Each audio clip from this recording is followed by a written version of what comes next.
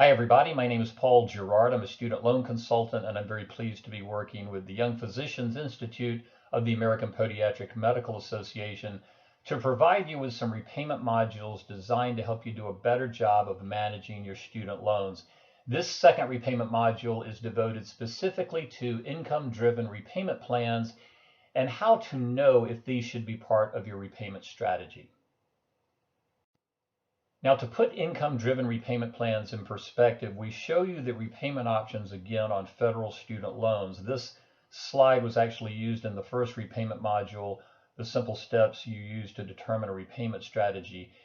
The income-driven repayment plans, such as pay-as-you-earn and income-based repayments, are ones that we would encourage you to back into, meaning look first at standard 10-year, graduated, and perhaps an extended plan before moving into income-driven repayment plans. But this is to put these plans in perspective with the other offerings of repayment options on your federal student loans. Now we're going to talk about pay-as-you-earn and IBR together before we split out the differences. These two plans are designed for highly indebted borrowers with low to moderate incomes, and the way to think about this is, in general, if your debt exceeds your salary when you graduate and even into practice, this is when those plans can be very beneficial for you. And clearly that's the case with many medical residents coming out of podiatry school during the 3 years of your residency program. And one way to think about it is that the bigger the gap between your debt and your income, the more likely you are to use these programs. If you graduated from podiatry school and your debt was $180,000, perhaps $200,000, and your stipend is in the high 40s or low 50s, and you have no other resources to help you pay, clearly pay-as-you-earn and IBR are options for you to consider. Unlike the standard 10-year, graduated 10-year, and extended 25-year plan, with pay-as-you-earn and income-based repayment, you have to renew these annually and prove your eligibility. It's actually called proving partial financial hardship. This is just a threshold or formula that looks at your debt, your income, and your family size to determine your eligibility, and then your income and family size to ultimately determine your repayment amount under these programs. But since it's based on income, you have to renew these annually. Pay-as-you-earn and IBR are only good on Stafford, Grad Plus, and federal consolidation loans. Now, there are advantages and disadvantages to using income-driven repayment plans. Clearly, the biggest advantage is a more manageable payment. Once again, if you can't afford repayment under a standard 10-year, graduated 10-year, or extended 25-year plan, IBR or pay-as-you-earn should give you a manageable payment. As you'll find in the third repayment module we have for you, these plans can help lead to forgiveness of your student loan debt. And since these are repayment plans under which you have a required payment, they can actually help you build your credit. Perhaps the biggest disadvantage is that sometimes the payments under these plans are so low, especially in residency, that they don't even cover the interest that's accruing on the debt. And that's why for more than a few podiatric medical school graduates in residency who use these plans, their debt actually grows in residency before they start to see the debt come down once they start their practice and their payments get higher. We've already mentioned that under these plans you have to renew each year. That may not be a disadvantage, it's just part of the program. And when we say married borrowers feel a pinch or may feel a pinch, by that we simply mean that since these plans are tied to income, if you are married and file a joint tax return, your spouse's income is going to be included in the eligibility calculation, and if you do qualify, in the calculation of your monthly payment. So some pros and cons to using income-driven repayment plans. Now, we briefly referenced this on the previous slide. When you apply for either IBR or pay-as-you-earn, your actual eligibility, that partial financial hardship, that threshold we talked about, it's looking at three things: your federal student loan debt. Private loans don't count in the calculation. The eligibility is also determined by your adjusted gross income or current income, and also your family size. So the first thing that happens is your loan servicer looks at your eligibility.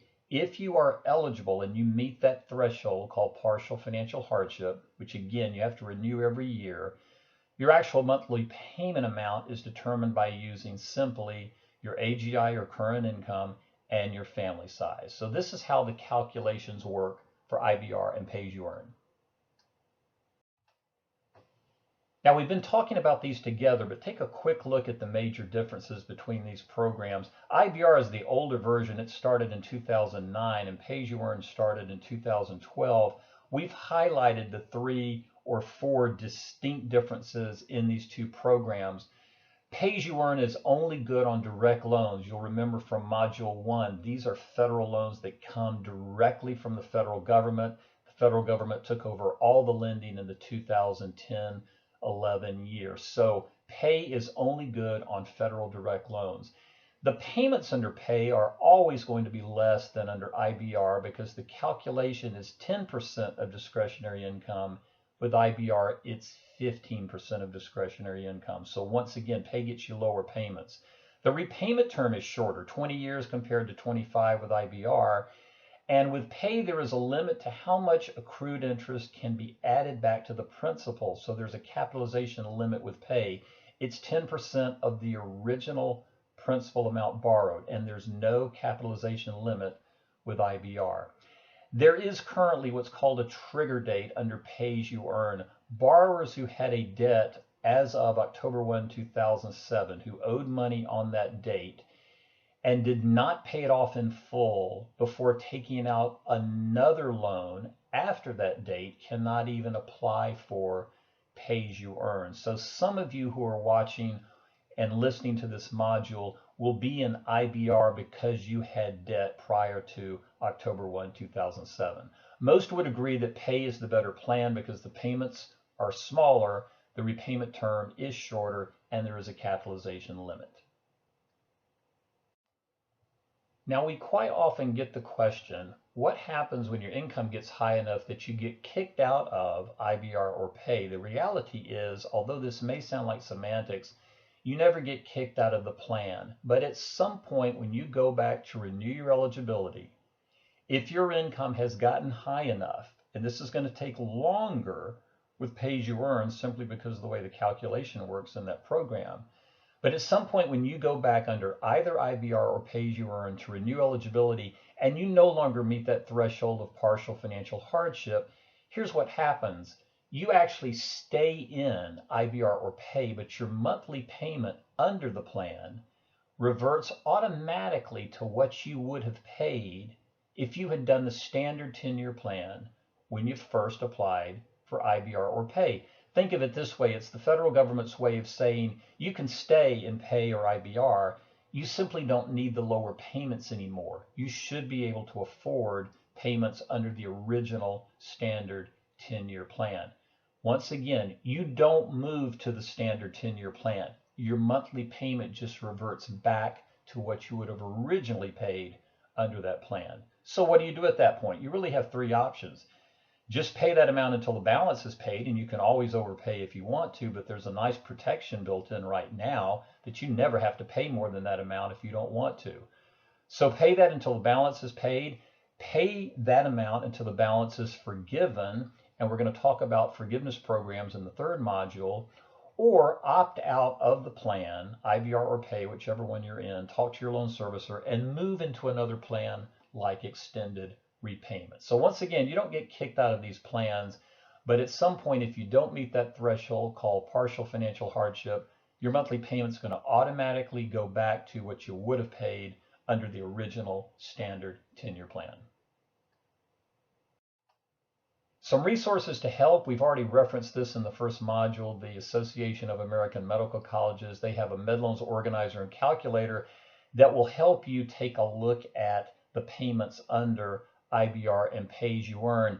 And as you will hear referenced again in the next module, this calculator also projects not only the total repayment amounts under these plans, but potential forgiveness amounts as well. The studentloans.gov site, we've talked about that as well. The repayment estimator will actually help you determine your eligibility for these plans and will also help you determine what income level will result in you staying in those plans, but having your monthly payment flip back to the original standard tenure amount we just talked about. We hope this module will help you get a better idea about whether or not the income-driven repayment plans are plans you should use as part of your repayment strategy, and we wish you all the best for success in your podiatry careers.